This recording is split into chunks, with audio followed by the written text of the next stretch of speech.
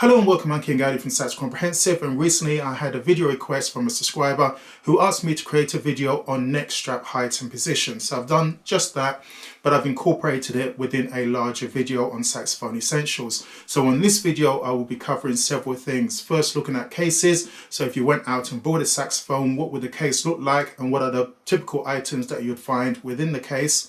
Then I look at assembling the saxophone, so putting the saxophone together and adjusting the neck strap. And then lastly, I will look at your hand positions, your resting hand positions in preparation for playing your first notes. I will put a timestamp in there in case you want to skip certain sections to find sections that are relevant for you. And hopefully you find this video helpful and informative. Before you can start to assemble your saxophone, you first need to find out what items came with your saxophone which are stored in the case. So you first need to open the case and become familiar with those items. This is the case that came with my Selma Mark II saxophone, and as with all soft cases, has pockets or compartments on the front and back of the case. The back of the case has a larger pocket where you can store your books and manuscripts, and with this particular case stores away the two straps for carrying the saxophone on your back. It also comes with security locks, so there is no danger of it falling off your back. Not all cases have back straps. Usually, depending on how much money you spend on a saxophone will determine what kind of case you get and the quality of the items found within. If you bought a cheaper saxophone, then you probably get a cheaper mouthpiece and cheaper ligature and probably only a few other items. In addition to the back straps, this case also came with another strap which connects to the side of the case so it can be carried over one shoulder. This case also has a combination lock to protect the items inside, plus two handles for carrying or standing the saxophone case on its side or base.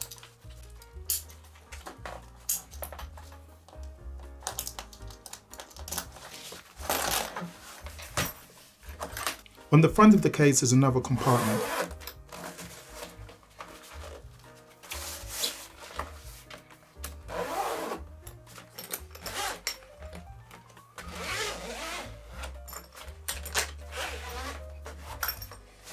When you open the case, you will find the main parts of the saxophone.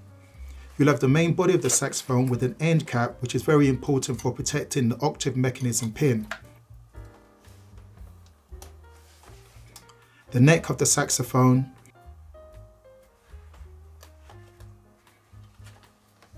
a mouthpiece ligature and usually a mouthpiece cap.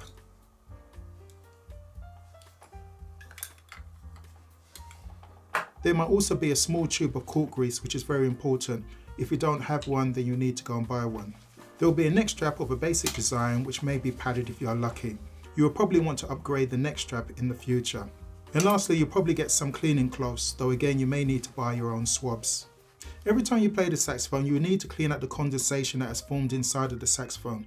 To do this, you'll need a large swab for cleaning out the main body of the saxophone and a smaller swab for cleaning out the mouthpiece and neck. You'll also need some other polishing cloths for wiping off fingerprints. Some people also purchase pad savers and brushes. But if you do purchase a pad saver, make sure you know how to use them and do not leave them in your saxophone for a long time. For more information on cleaning the saxophone and reeds, you can watch my video on it. The other item that you will need, which will probably not come with your saxophone, is the reeds. As a beginner, you'll probably want to start on a softer reed, such as a 1.5 or possibly a 2 strength cane reed. The case that came with my Primoriac tenor influencer saxophone has various pockets or compartments.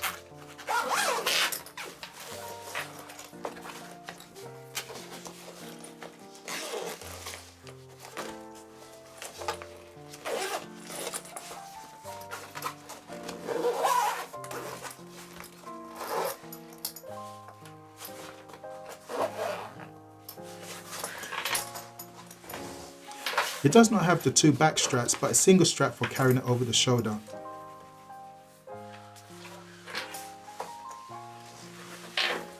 Inside the case, you'll find the usual saxophone parts.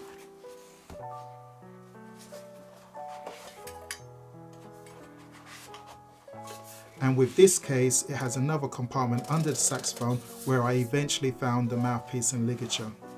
Before we consider how to assemble the saxophone and adjust the neck strap, just to mention that the strap that came with your saxophone may cause neck strain over time, and that is why many will upgrade either to a harness or a neck strap that supports the weight of the saxophone on the shoulders. These neck straps will come with different hooks. Some will be open hooks while others will be closed. They will all have a slightly different way of adjusting the neck strap. The JazzLab sax holder has a button that you press as you adjust the length of the neck strap, whereas the others, it is the weight of the saxophone that locks the mechanism after raising or lowering it. But it shouldn't be too difficult to figure out how to adjust the neck strap. So now let's consider how to assemble the saxophone for playing in a standing position. First, get your reed and wet it, either in a glass of water or with your saliva. Your reed may be in a small plastic container. I use a reed case that keeps the reed moist so that they are virtually ready to play straight out of the case. Attach your wet reed to the mouthpiece and secure it with the ligature. You can watch my video on mouthpiece setup for more information on how to do this correctly, as it may affect your sound.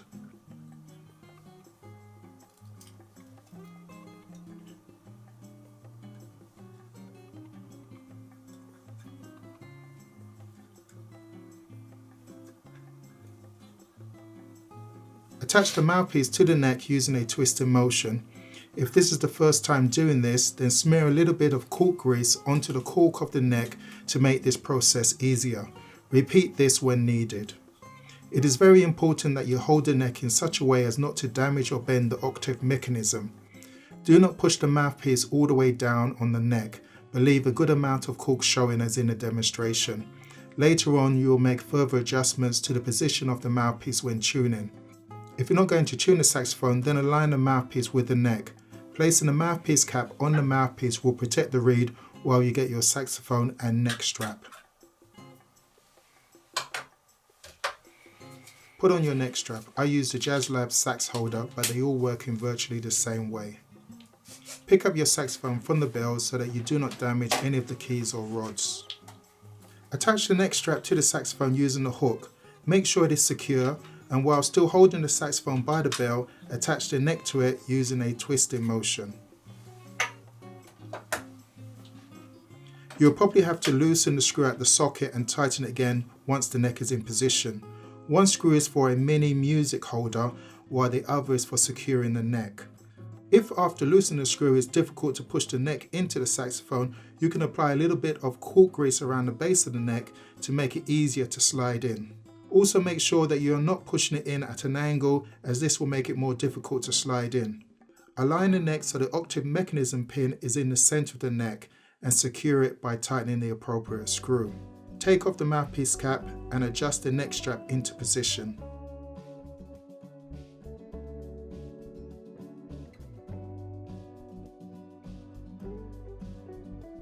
Now let's look at in more detail how to adjust the neck strap into the correct position by first looking at how Gerald Albright holds his saxophone.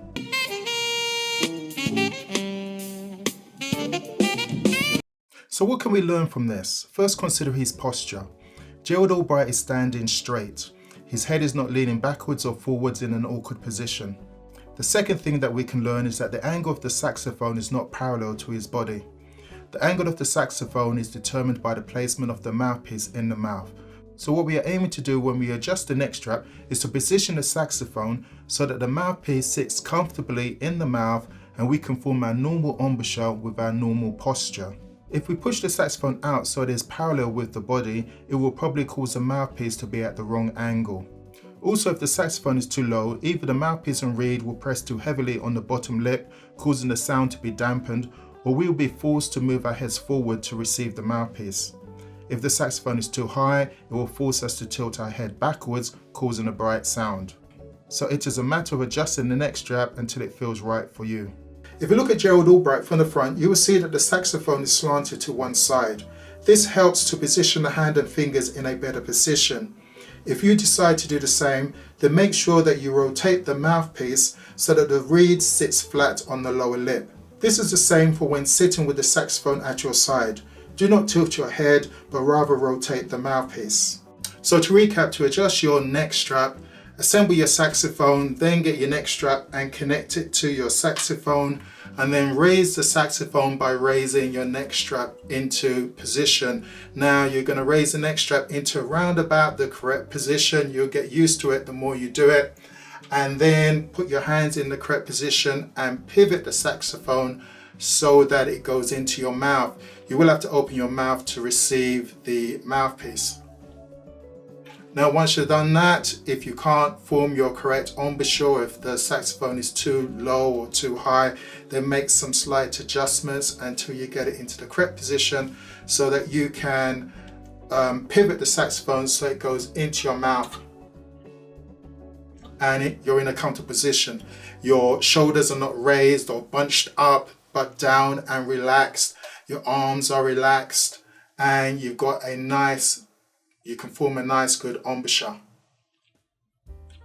The other thing that I should mention is that if you adjust the neck strap and it's slightly too low, but you can play, but it's slightly too low, what you shouldn't do is play and raise the saxophone up with your hand.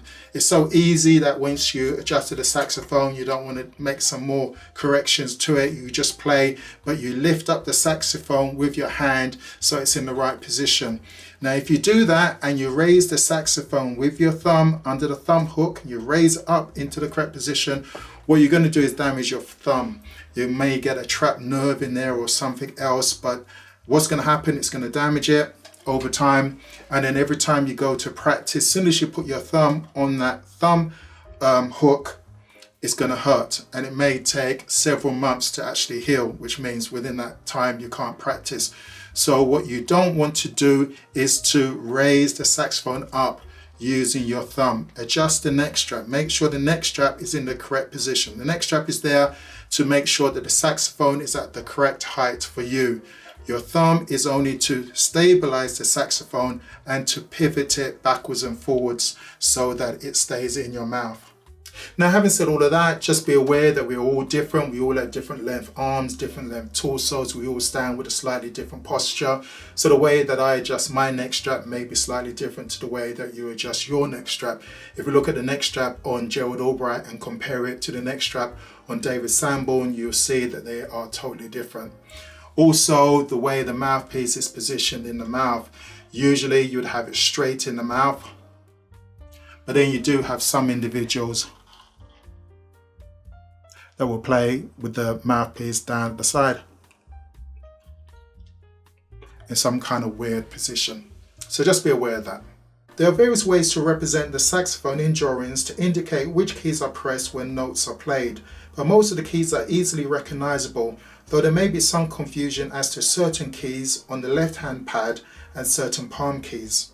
Also, various saxophones are made slightly different, so that certain keys are designed with or without a pearl, and certain older saxophones will not have a high of sharp key. So you will need to become familiar with the keys of your saxophone. Also, there are different ways to represent the fingers of the hand. Here I've adopted a way of referring to the main fingers of the hand as 1, 2, 3, and the thumb and pinky. At the back of the saxophone, down at the bottom, you'll find the thumb hook, and that is where you place the thumb of your right hand, and obviously the rest of your fingers on their appropriate keys.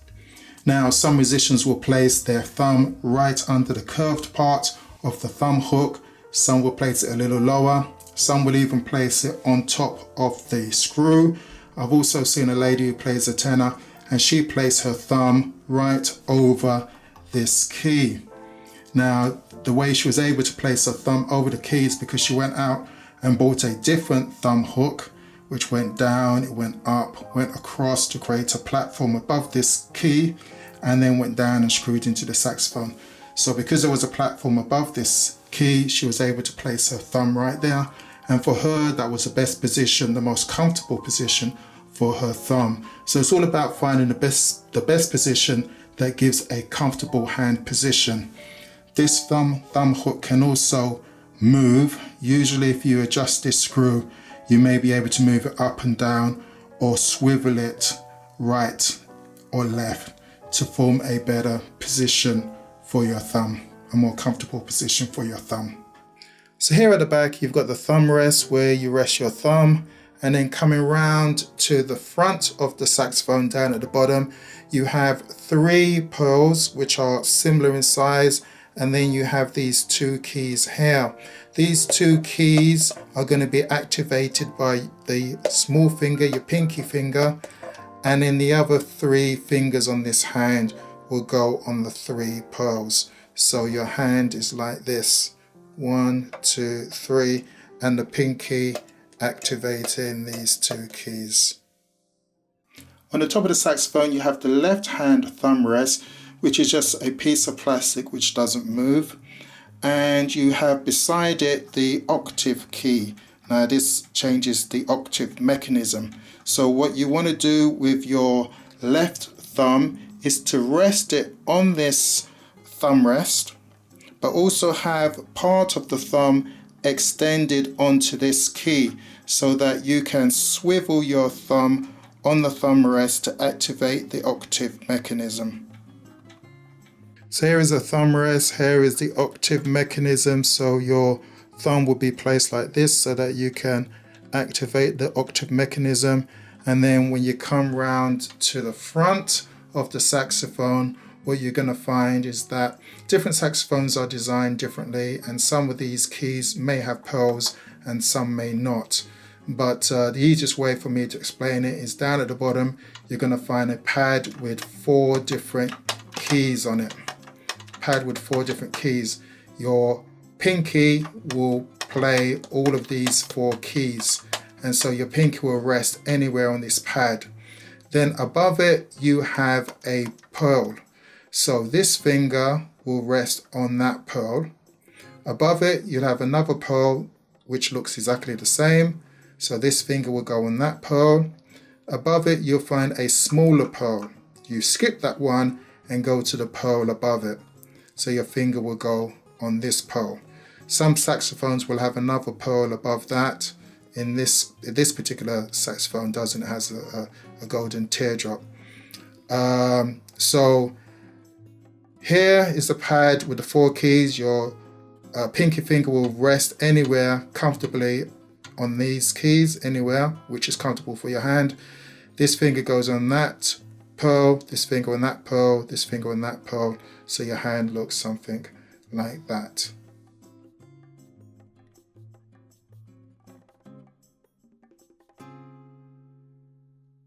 Well, hopefully you found this video helpful and informative, and if you did, then give it a like as usual and share with your friends. And if you're not yet a subscriber, then consider subscribing to this channel. If you've got any questions on what I've said in this video or any other questions to do with the saxophone, then pose those questions and I will do my best to try and find the answers for you. And hopefully I shall see you soon in the next video. Stay safe. Bye-bye.